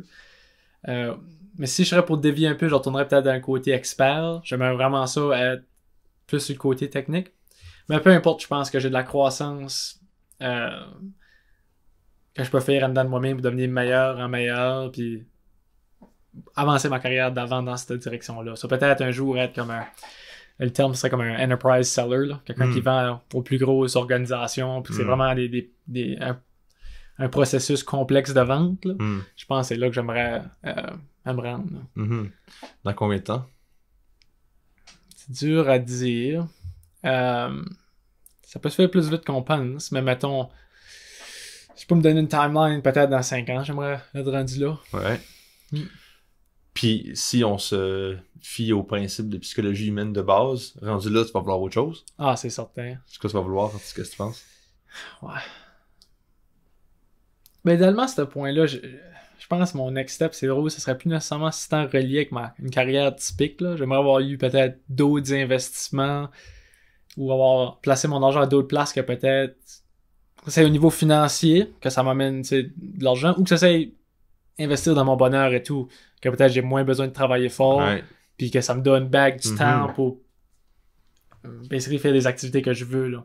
Je dirais que ça serait peut-être en dehors d'une carrière typique là, que je voudrais aller à partir de là. Est-ce que... Je te trouve des questions là. Est-ce que l'argent, c'est un sujet tabou? Je te demanderai pas ton salaire. Ouais. Je te demanderai pas ton salaire. Mais à toi, pour toi, est-ce que l'argent, c'est un sujet tabou? Pour moi, non. Je suis pas mal transparent avec ça, parce que je pense que plus qu'on en parle, plus que c'est facile d'apprendre des autres, puis aller d'avant. Puis je pense comme ça, si on plus transparent que ça peut être, le mieux que ça va être. Donc, pour moi, c'est pas tabou. Je peux comprendre un petit peu quand ça vient des fois de parler de ton salaire. C'est pas tout le temps... Tu sais, je fais quand même avec du monde que je fais quand même assez confiance. Parce que des fois, ça peut être... tu sais, le monde peut réagir différemment à des sujets de même. Là. Mais en général, je pense que ça devrait pas être tabou. Là. Good. Puis comme je te le demanderai pas, là. Je le dis parce que quand j'ai posé la question, j'ai comment peut-être qu'il va penser que je suis là, je sors ton salaire. Ouais. Moi, je fais plus d'argent que moi ou pas. Non, c'est pas ça. C'est plus... la question que je voulais te demander, c'est est-ce que t'aspires à avoir beaucoup d'argent? Ouais, quand même. Oui, parce que je pense ça se rapporte pas nécessairement comme... Je suis pas quelqu'un qui dépense gros. J'ai pas vraiment plein d'affaires dans la tête que je veux m'acheter. C'est pas vraiment au niveau matériel, mais c'est vraiment pour la sécurité que ça amènerait à ma famille future. Si je veux aller en vacances ou juste, comme je disais peut-être à un certain point, pas besoin de stresser, c'est que du jour au lendemain, la compagnie que je travaille pour m'envoie à la maison pour peu importe la raison. Que je savent que j'ai de quoi qui me back en arrière puis que je suis confortable. Puis je pense pas que c'est nécessairement, j'ai déjà entendu ça, je pense pas que c'est mauvais de vouloir de l'argent. Je pense pas que c'est une mauvaise affaire. T'en as parlé avec des proches que tu voulais faire de l'argent dans la vie? Ouais. Puis c'est compris, je dirais, mais il y en a qui pensent que c'est comme... Je dirais c'est pas tant vu comme positif, dire que tu... C'est pour ça que t'essaies, je pense que ça vaut pas la peine d'en parler gros, c'est plus tes actions que tu fais, mais en même temps, c'est pas tout le temps bien perçu, mais qui est bizarre un peu à penser, parce que c'est une bonne affaire à la fin de la journée. Right. 100% d'accord avec toi, puis j'ai la même expérience par rapport à ça. Comment je pourrais dire ça? Est-ce que tu penses qu'un jour tu vas être millionnaire? Ouf, ça c'est un gros statement. Mais... Ouais, c'est ça, c'est pour ça que j'écoute Fred Plourde qui voulait que je lui donne des clickbait, là, puis des gros liners. Là. Ouais, c'est ça. Je dirais que oui, là. Je pense que c'est peut-être tout le monde à la maison qui écoute comme t'es constant avec ça, c'est pas si compliqué que ça dans le sens que je parle pas de plusieurs millions, mais 1 million, c'est pas nécessairement si dur que ça. Comme... Là, surtout qu'aujourd'hui que la valeur de l'argent descend, fait que 1 million, c'est plus comme c'était. C'est plus comme c'était premièrement. Ouais. Ça ira pas aussi loin, mais c'est quand même un gros montant. Mais je dirais, si t'es capable de placer un certain montant de côté à chaque mois, puis de l'investir dans un index fund, là, genre, sans trop rentrer dans les détails de ça, on peut faire votre recherche, là, mais comme un index fund assez général qui couvre le marché mondial. Le SP500, genre? Ouais, comme le SP500, ça serait un bon exemple. Puis, tu sais, mettons 200 à 500 par mois, puis plus que tu peux vraiment mettre de côté, puis juste laisser ça faire, pas y toucher, pas le regarder, juste mettre ton argent dedans jusqu'à temps que tu sois proche de la retraite, tu vas te rendre au million. À part ce qu'il y aurait un événement qu'on n'aurait jamais vu dans l'histoire, parce que d'habitude, si t'es juste patient, ça se recouvre tout puis ça va d'avant. So, c'est pas de quoi d'habitude, historiquement, pendant... Ouais, parce que même la pandémie, ça a pas fait assez un gros dent pour dire que t'auras pas ton million rendu à la retraite, là. Ça va, c'est comme si t'es jeune, ça va se recouvrir vraiment vite, puis même si t'aurais été plus âgé, tu serais plus proche de la retraite, idéalement, t'aurais ajusté ton portfolio pour prendre ça en conséquence. Les événements de même peuvent arriver. So, t'aurais tourné ton investissement de direction un peu pour, vu que t'es plus âgé. Mais quand on est jeune, il n'y a pas de stress, là. Disons que ça descend de 30-40%. Pourvu que t'es dans comme c'est un broad index fund, panique pas puis continue à mettre de l'argent dedans. Right. Ça aurait rien, en tout cas. Ça aurait rien, non. Ouais, panique pas. Pire à faire, non, ça pire à faire. Intéressant. Si tu veux, parlant d'argent, on peut parler de ton deuxième income, deuxième source of income, là, ou source de revenus, là, qui est eBay. Ouais, c'est un petit peu plus le fun, puis je vais mettre un prétexte que c'est pas grand argent, là. C'est plus de quoi que moi et mon père, on a commencé peut-être 2 ans passés, je dirais. Mais c'est plus vraiment une manière pour moi. Encore là, pas tout est relié à l'argent. Oui, ça apporte de l'argent, mais c'est plus le temps que je passe avec comme père et fils qu'on développe de quoi ensemble. Puis ça a tout commencé, j'étais jeune. Mon père a tenu un background plus nerdy, même avant que ça soit populaire, comme les vues de super-héros, des comics, il a été passionné par ça. Donc... c'est ça, on avait des collections de figurines quand j'étais jeune. J'ai pas mal tout le temps collectionné ça, probablement jusqu'à l'âge de comme 18. C'est mon père a gros de comics, on a gros de différents systèmes qui se rattachent à des choses de même. Ça c'est Marvel, DC, Star Wars. Le problème avec n'importe quelle collection, c'est que tu viens à un point que tu en as bien trop, pis t'as mis gros d'argent dedans, pis t'es comme, ok, qu'est-ce qu'on fait avec ça, parce que, tu sais, mettons... Ça prend la place, puis... Ça prend la place, pis moi, je pense que pour une freak raison que mon père, on décéderait demain, là, ça serait un burden sur toute la famille, là, qu'est-ce qu'ils font avec tout ce stuff-là. Ouais. Puis à la fin, de la journée, c'est du matériel qui est pas si important que ça. Donc, on a commencé à vendre notre collection. On a réalisé que gros des items qu'on avait achetés au travers des années ont pris gros de valeur, puis que ça valait de l'argent, donc on fait du profit. Puis on essaye quand même de, avec toute la connaissance qu'on a acquérie dans ce domaine-là, on est pas mal bon à spotter à ce les items qui vont prendre de la valeur. Okay. Si on en achète d'autres là, continuellement. Là. Les items qu'on peut avoir en sale, peut-être qu'on sait qu'il va se revendre dans 5 ans pour double ou triple prix. Puis c'est ça, on les store, puis on les revend. Puis ça fait une petite sideline. Là. Ouais, c'est comme un sideline qui rajoute un petit peu de revenus, puis qui en même temps fait passer du bon temps avec ton père. C'est ça. Ce qui est le plus important. Qui est le plus important dans l'équation. Là. Puis c'est ça, fait que c'est un roulement qui... C'est pas quelque chose que... De ce que je comprends, c'est pas quelque chose qui va nécessairement avoir une croissance. Là. C'est pas quelque chose que vous... C'est pas votre objectif non plus d'avoir une croissance avec ça, c'est plus... Non, parce que j'ai déjà pensé un peu, mais ça serait juste un petit peu plus complexe. Peut-être ça serait faisable, mais en tout cas, j'ai pas plus d'intérêt à pousser là-dedans, là, comme essayer de trouver un distributeur que je pourrais aller acheter en quantité. Mettons juste si je regarde ça simple puis je parle de figurines. Là. Ce serait possible, mais on dirait je pense pas que ça serait hyper profitable. Puis c'est déjà un espace assez crowded. Puis on vit pas dans la meilleure place, tu sais, comme on était en Nouveau-Brunswick, on vit pas dans la meilleure place non plus pour faire ça. Même si c'est sur Internet? Ouais, ça rajoute un petit peu de complexité parce que souvent les meilleurs deals se passent aux États-Unis. Puis là, pour shipper à travers du Canada, premièrement, Canada Post, c'est super dispendieux. Ouais, cher, ouais. Comparé, c'est qu'on va juste l'eau à, mettons, à Madawaska, ben c'est appelé moins cher pour poster de quoi. Malgré que ça prend des permis spéciaux. Là. Juste pour dire que notre location est pas idéale pour ça. Il y aurait peut-être des workarounds, mais c'est pour ça qu'on garde juste ça pour de quoi de plaisant, puis de quoi qu'on peut parler de, puis boire une bière en même temps. Ouais, c'est ça, c'est cool ça. Ouais. Puis là, ça, faites-vous genre de la comptabilité de tout ça, puis vous checkez l'argent, puis vous comptez ça tout égal, puis... Ouais, ça c'est ma job un peu, là. Ça, c'est plus... Mon intérêt pour la comptabilité, que ça soit des finances personnelles, que ça soit notre eBay. J'aime bien ça de tracker des affaires dans les spreadsheets, là. C'est nerd, là, mais comme me lever mon samedi matin, me faire un bon café, un espresso de quoi, puis me mettre là pour travailler sur mes spreadsheets. Moi je m'occupe de la comptabilité. Des fois mettre les listings sur eBay, c'est pas mal plus mon côté. Comparé à mon père, c'est plus faire la recherche pour prices items, que je peux faire et tout, mais lui enjoy ça. Puis il s'occupe souvent de, tu sais, mettons à la Canada Post, puis poster le stuff, là. T'as une bonne relation avec ton père? Ouais, super. Comme ça, c'est de quoi ma famille est pas mal tight-knit, que ça c'est être comme ma mère, mon père, mon frère, ma soeur, on est vraiment, vraiment proches. Puis ouais, ça fait du bien parce qu'on dirait en vieillissant, la relation change, je veux pas. Si je prends l'exemple de mon père, la dynamique change. Puis des fois, ça devient un petit peu difficile pour... on dirait qu'il y a un petit peu de nostalgie qui rentre en jeu de la dynamique qu'on avait quand j'étais plus jeune, que je m'ennuie de. Mais on dirait en ayant de quoi de même en commun, ça l'aide. Là. Ça aide à garder un peu le... Ça garde le bond un petit peu plus fort. Là. Ouais.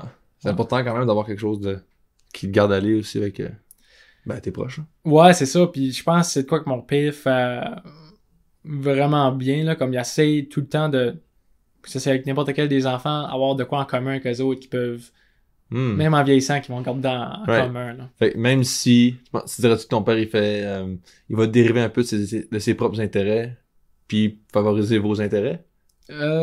Non, pas vraiment. Non, ça reste, ça donne juste qu'on a des intérêts en commun, qui tu sais, il n'a pas si tant que ça non plus, là, mais je veux dire, c'est le fun qu'il a. Mais non, il est pas le genre trop à dévier pour essayer de quoi que toi t'es intéressé dedans. Ouais, pour être honnête. Mais tu sais, en même temps, il reste humain. Fait que c'est ça. Dans le sens, je sais pas pour toi, mais moi, c'est rare que je vais dévier mes propres intérêts pour dire, tu sais, peut-être juste ma blonde que je vais faire l'effort des fois des intérêts, puis, mettons, me laver le visage, moi, je m'en fous un peu, là. Ouais. Je comprends que c'est important, là. Ouais. Je m'en fous, là. Ouais. Tu sais, mais c'est ça, là, j'essaie de m'intéresser un petit peu au moins quand on en parle, j'essaie d'écouter. C'est ça.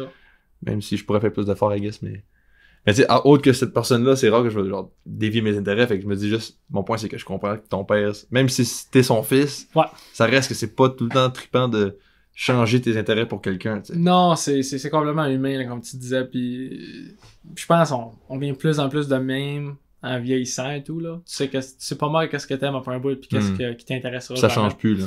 Ça change plus. Malgré que tout, j'ai rencontré des gens, tu sais, qui sont plus âgés, puis qu'ils ont resté pas mal ouverts d'esprit, là, puis qui se trouvent encore de nouveaux intérêts. Ça, je pense, ça revient un petit peu à l'individu, là, tu sais, d'avoir l'esprit ouvert, juste en général, là. Absolument. Je pense que c'est une bonne chose d'avoir l'esprit ouvert, absolument. C'est ça, fait que, dans le fond, là, c'est juste un sideline, puis il n'y a pas de futur autre qu'on garde ça aller, puis on fait un petit sideline avec le pire, puis on regarde ça pour le fun. Puis, c'est cool ça. Puis c'est fun parce que c'est un sideline qui rapporte un petit quelque chose. C'est quand même un plus, tu sais. C'est ça. Puis j'imagine que le but, c'est pas de faire de l'argent, mais c'est plus, comme tu dis, passer du temps, mais c'est quand même un plus de dire, ok, ben, écoute, si ça me fait un petit 100$ une fois de temps en temps, une semaine ici, je fais 100$, 2 semaines, là, je fais un petit 100$, là. C'est ça. Je dis ça de même, là, mais tu sais, c'est le fun, là. Ça se prend bien. On va me payer un lunch au resto, puis c'est ça. C'est quelque chose de même, là. On va aller au Portugal. Ouais, c'est un autre petit projet qu'on a parlé de tantôt. Puis c'est ça, maintenant on parlait de ta comptabilité avec les figurines, tout ça. Tu tripes sur la gestion financière, right? Ouais, je pense depuis... Probablement que j'ai commencé à m'intéresser dans le sujet probablement à la fin du secondaire, là. Puis, tu sais, je vais mettre ça au clair que t'as pas besoin d'avoir beaucoup d'argent de ramasser pour trouver ça intéressant. Je pense que c'est plus des habitudes que tu vas prendre qui vont t'amener à... C'est un mindset qu'il faut que tu développes, je pense, pour être successful, avoir du succès dans la vie. Puis, encore là, tu fais juste plus sécuritaire. Quand tu comprends la base, la finance personnelle, puis comment quoi faire avec ton argent, puis avoir de l'argent de côté pour que les opportunités se présentent dans ta vie, je pense mentalement, tu vas filer à plein plus confortable. Parce que, tu sais, je pense qu'il y avait des recherches là-dessus qui...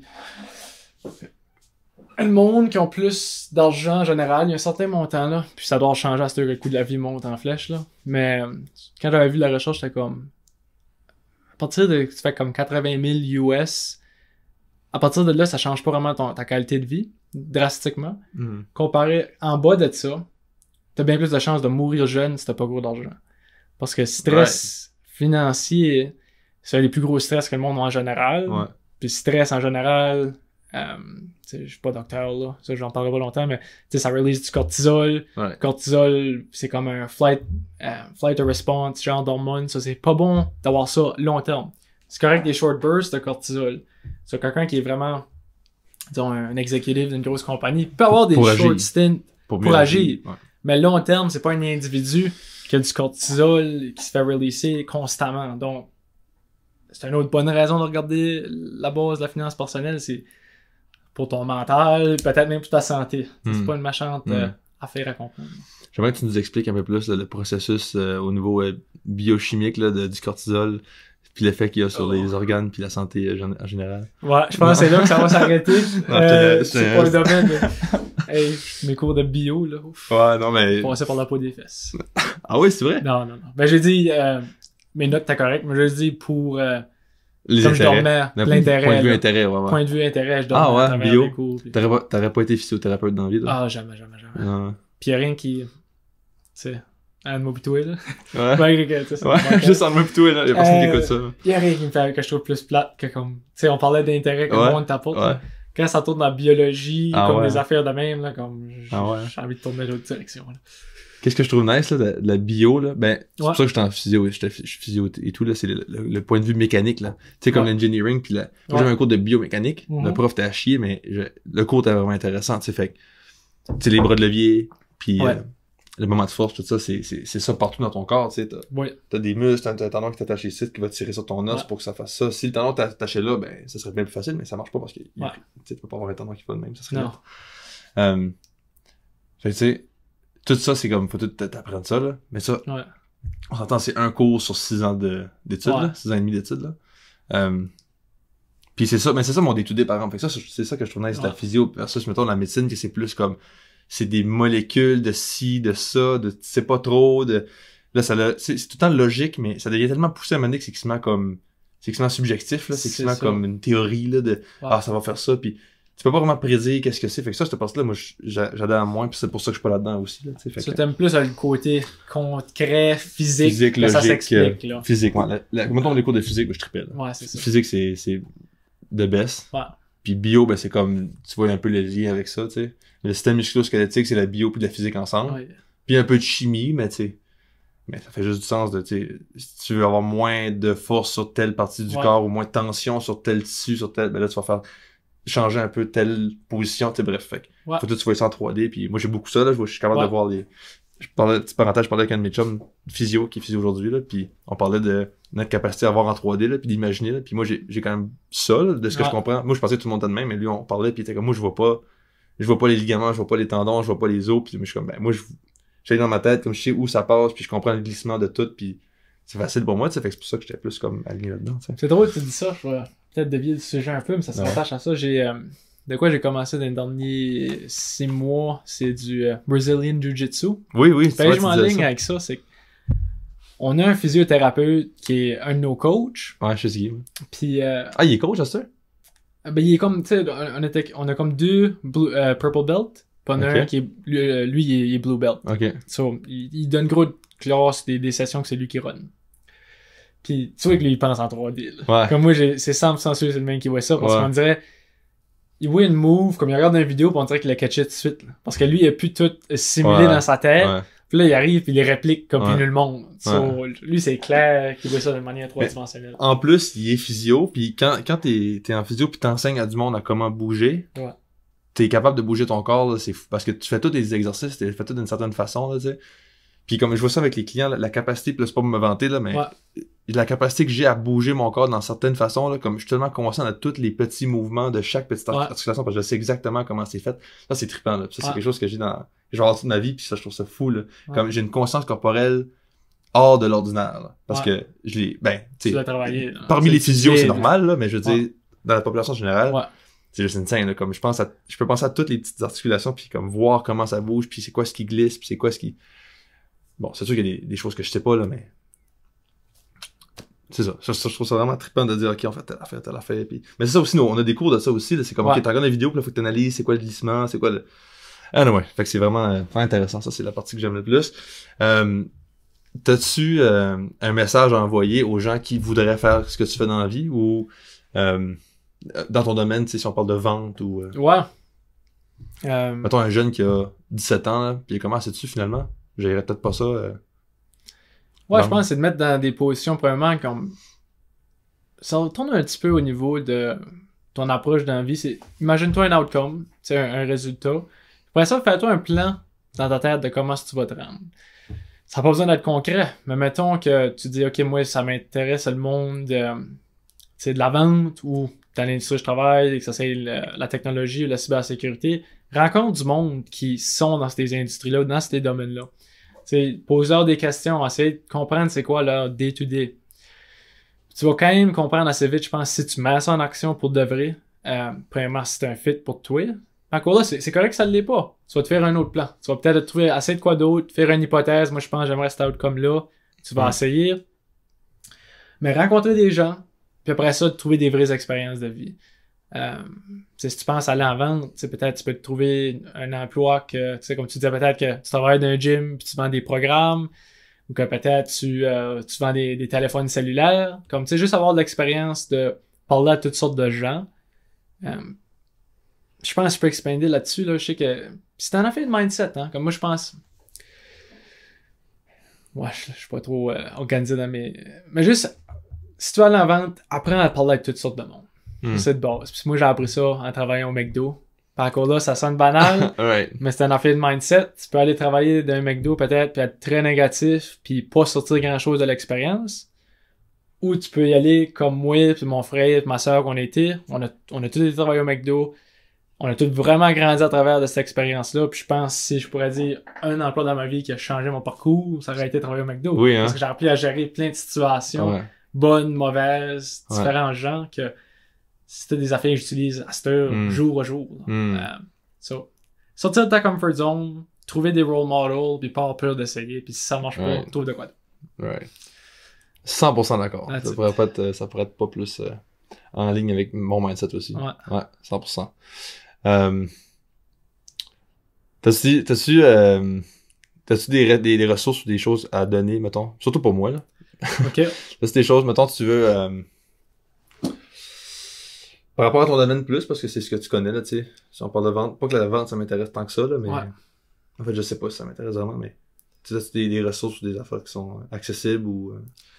Tu sais, pas, là, je parle pas d'un livre ou quelque chose de vraiment approfondi, mais juste une ressource de base pour dire, je sais même pas si ça m'intéresse, peut-être, je veux juste voir si c'est quelque chose qui m'intéresse. Tu sais, un petit livre ou un site internet, un YouTuber, Ouais. Je sais qu'il y en a gros qui... J'aime pas souvent mentionner des noms. Des noms comme des influencers pis ça, parce que c'est tout le temps dur à décider c'est comment avec ça qu'ils ont vraiment fait, là. Comment ils ont vraiment mis en action. Malgré que tu peux en prendre des bons tidbits que tu peux considérer pour essayer. Mais juste en général, parce qu'il faut pas oublier qu'une job de vente ou peu importe, je prends juste, tu sais, comme je travaille dans une compagnie de technologie, il y a plein d'autres rôles que j'ai acquis des connaissances que je pourrais exécuter dedans puis être bon. Fait que je m'enligne avec ça. C'est un livre que je peux recommander à tout le monde, c'est par Dale Carnegie, How to Win and Influence People. Ça sonne un petit peu trompeur, là. C'est pas un manipulateur ou rien, mais je pense que ça parle de base, c'est comment être un bon humain puis comment interagir avec les gens. Commence là. Si tu peux vraiment venir au point que t'aimes interagir avec les gens puis aider les gens puis être de service à ta communauté, je pense que ce livre-là parle un petit peu de ça. Ce serait un bon début pour tout le monde.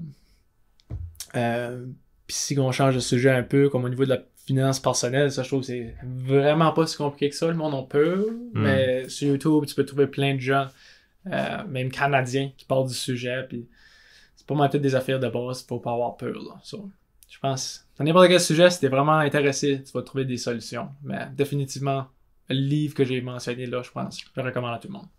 100%. Moi, je l'ai lu, là. Ouais. On s'en avait déjà parlé, ouais, c'est ça. Game changer, moi, ça a changé mon mindset effrayable. En physio, ça a changé ma job, là. Ouais. C'est fou, parce qu'il y a un fait qui dit là-dedans, je vais faire une petite parenthèse là-dessus, parce que ce livre-là est tellement insane. Je vais le lire, c'est sûr, parce que c'est bien dit, c'est bien expliqué. Puis, dans le fond, moi, j'ai changé ma job un peu, là. Tu sais, quand je fais des évaluations en physio, faut que j'apprenne à apprendre c'est quoi le problème. Faut qu'on trouve c'est quoi le problème. Puis après ça, on va le traiter, tu sais. Mais ça commence par un gros questionnaire de prendre une demi-heure de c'est quoi qui t'est arrivé, c'est quoi qui t'a mal, bref.